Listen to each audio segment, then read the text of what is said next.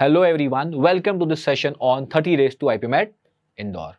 In today's session, I am going to take you to the last year's paper pattern, the cutoffs, the strategy and the prep plan for each of the three sections, and 30-day prep plan for again each of the three sections.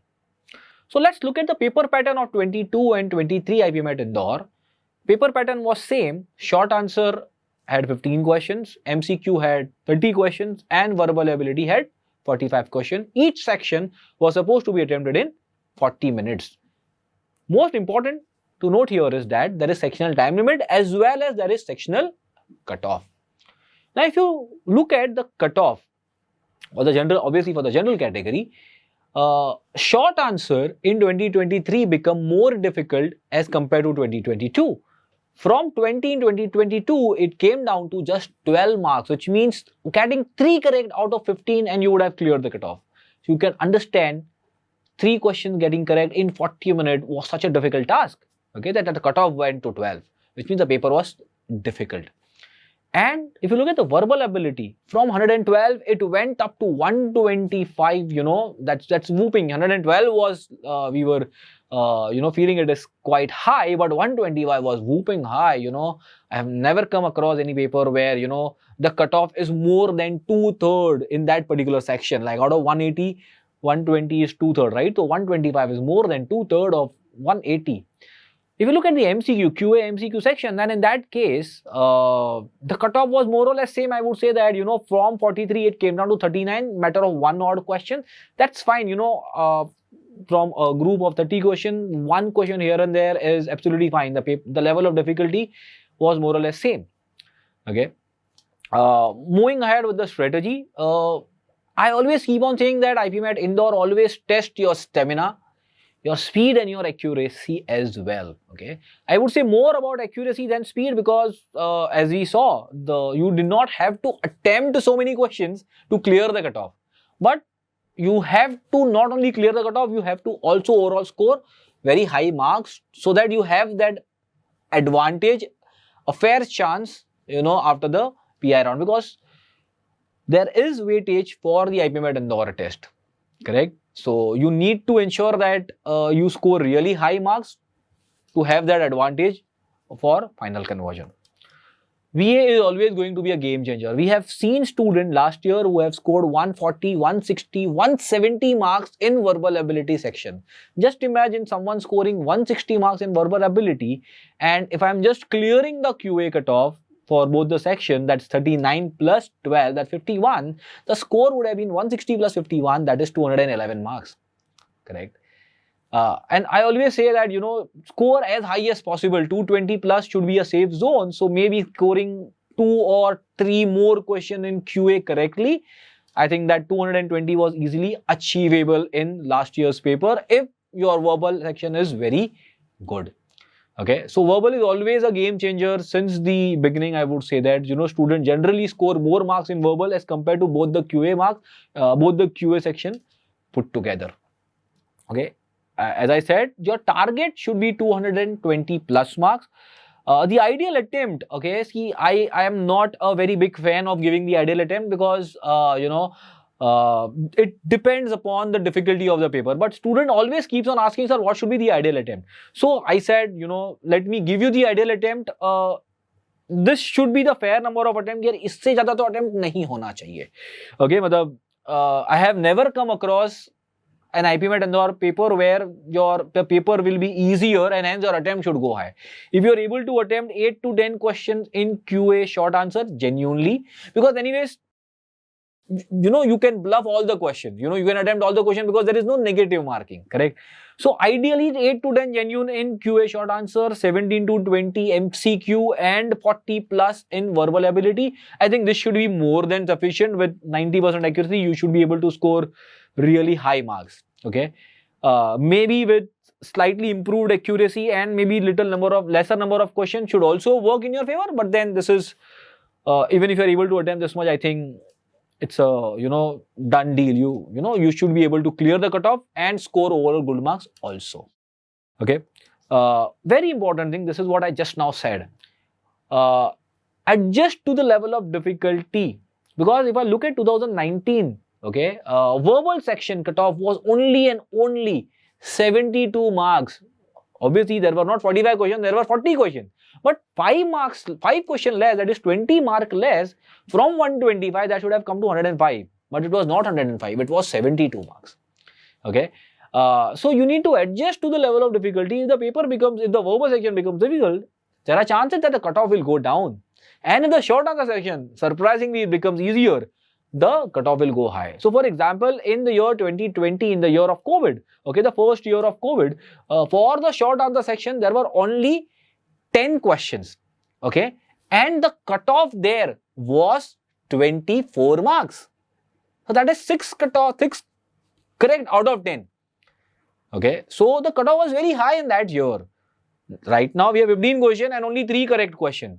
So, if the paper is easier, your attempt should increase and your overall mark should also increase. Okay, if the paper is difficult, the cutoff will go down and the overall score will also slightly go down. So, you need to adjust to the level of difficulty of the paper, and very importantly, if the level of difficulty is going up, which means the paper is becoming difficult, don't panic, because it is going to be difficult not only for you but for everyone, which means the cutoff will get adjusted accordingly, right? Very important, don't forget to write the mock test. There are 15 same IPMAT Indore mock tests. Write at least 12, more the merrier, and don't forget to analyze it. You write 1 or 2 mocks less, but make sure that you analyze all the mocks that you write in the next 30 days. Okay. Now let's move on to the prep plan for QA. So I would give the combined prep plan and then I'll speak about what to focus for short answer and what to focus more for MCQ. So these are the topics that will help you to clear both the cutoffs. So whether it is short answer or it is MCQ, you will find some questions of arithmetic, you will find questions of linear equation, linear quadratic and or number question, you will always find. Okay, in short answer also you will find 3 to 4 questions from this area, and in MCQ you will find 7 to 8 questions from this area. Okay, 7 to 8, maybe it's at times 8 to 10 questions also. And you also have 5 questions on DI or on LR in MCQ section.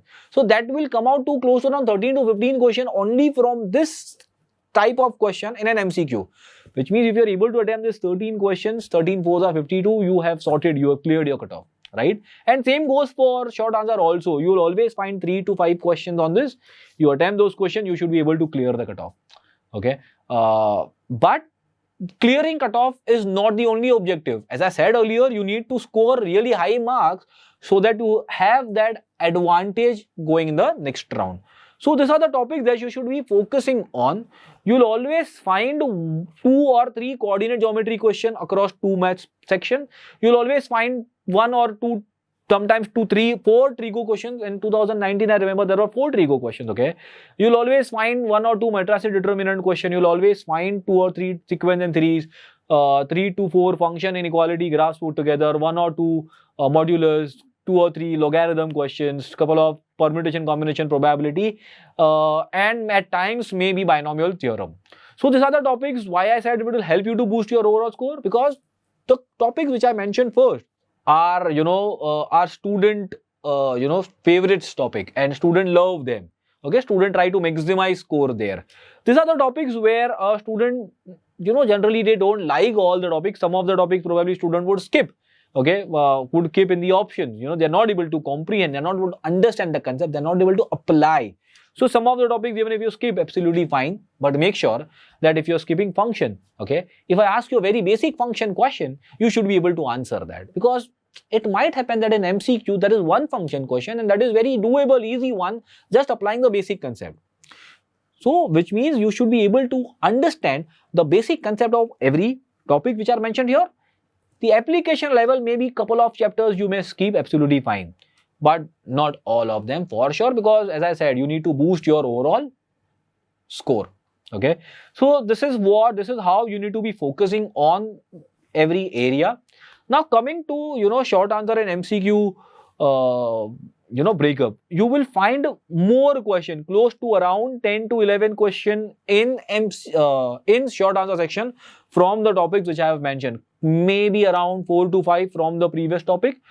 So for an MC, short answer point of view also, you need to focus on, I would say that, logarithm, maybe coordinate geometry, trigonometry, function and permutation combination. These are the areas which are, I would say that in last 5 years, at least 4 years, all the topics which I just now said, I'll repeat: coordinate, trigonometry, sequence series, functions, logarithm. These are the topics which are always tested in the short answer section. So make sure that you are focusing on this area separately, so that if there are questions on short answer section, you can also maximize score there. Okay. Let me move to the verbal ability. It's very straightforward, guys. You know, you have everything. You have reading comprehension, you have grammar, you have vocabulary, phrasal verb, you have para-jumble, you have para-completion. Everything that you learn in verbal will be tested in IPMAT Indore, except for the verbal reasoning part. Okay. There are few topics that I have highlighted in blue color. That is phrasal verb and idiom, vocabulary, and para-jumbles. Now, these are generally game changer, because reading comprehension, grammar and para-completion is something where students have very good accuracy. Phrasal verb and idioms and vocabulary, if you know the meaning, you know the answer. If you don't know the meaning, you do not know the answer. And hence, it becomes very important to focus, to read vocabulary, phrasal verbs and idioms on daily basis and keep memorizing it, keep remembering it. Okay. If you have subscribed to our YouTube channel, you know that on every alternate day, we keep phrasal verb and a fill in the blank question that appears in IPMAT Indore, and you can practice them. Okay. But otherwise also you should have, you should be doing 200, 300 all phrasal verb, similar number of idioms, and maybe 500, 600 new words in last 30 odd days. What the best way to go about is from 2019 to 2023, all papers are available. Go through all phrasal verb, vocabulary, idioms. You never know that something that might be repeated. And you'll also come to know what are the type of question on this area which are generally tested. And the next area is para-jumble. Now, since in para-jumble, there are no options available, so elimination cannot happen. You need to identify the correct way, correct arrangement, correct sequence. Okay, and this is where students falter a lot. This is the pain area for IPMAT Indore aspirants. Generally, they make mistake here. One link here and there, instead of 5-3, you write 3-5, one link here and there and you are gone. I mean, you end up getting -1 instead of +4, correct? And hence, this is one area which you need to practice a lot and make sure that, in exam, if you are not very sure of the correct sequence, do not attempt. Unnecessary, there is no point in, attracting that -1 unnecessarily, correct? So focus on this 3 area. The rest 3 is not a very big deal. Generally accuracy here in the next 3, grammar, RC and para completion, is 90-95%, is easily achievable. Okay, the level of difficulty is not very high. Now coming to a 30-day study plan. So what I have done here is, this is something, this is a schedule which I keep on giving to my student. Okay, I thought, let me share it with everyone through a medium of YouTube. So on every Tuesday and Friday, you will write Sim IPMAT Indore. Okay. When you are writing Sim IPMAT Indore, you will focus only on one topic. Whether it is, let's say here I have taken sequence and series and numbers, Tuesday and Friday respectively. Why? Because when you write Sim IPMAT Indore, you will write it for 2 hours, and then the remaining 4 to 5 hours you will have to spend on analyzing it. So 6 to 7 hours of mocks and analysis plus 2-3 hours, I think that should be more than sufficient. On the other 5 days, you should be focusing on quant and verbal ability both. So you can divide your day into 2 parts. Maybe you start with QA and then you end up doing VA, or you start with VA and then in the next half you do quant. Okay. So if you look at it, for verbal ability, the emphasis on reading comprehension on Monday and Thursday. On Wednesday, you will be doing 10 para-jumble without option, 10 para-completion. On Saturday and Sunday, you will be doing grammar, fill in the blank, vocabulary. Make sure that when you're practicing fill in the blank, you are practicing the fill in the blank which has multiple blanks in it. Okay, not the closed test. Okay, but there is a paragraph where 2, 3, 4 words are missing, and every option has 3 or 4 words. So that is basically fill in the blank, multiple word basically, right? Kind of para completion, you can say that. But not the para completion that comes in IPMAT Indore, where the first sentence or the last sentence or the middle sentence is missing. Okay. For QA, Friday and Sunday, I have kept numbers and arithmetic. Sunday being slightly on the lesser load, you also want to keep yourself free, maybe, to spend an hour or two with your friends or family member. It's very important to, have that break, an hour or two from the, hectic schedule. And hence, an arithmetic or number on Friday, Sunday would work.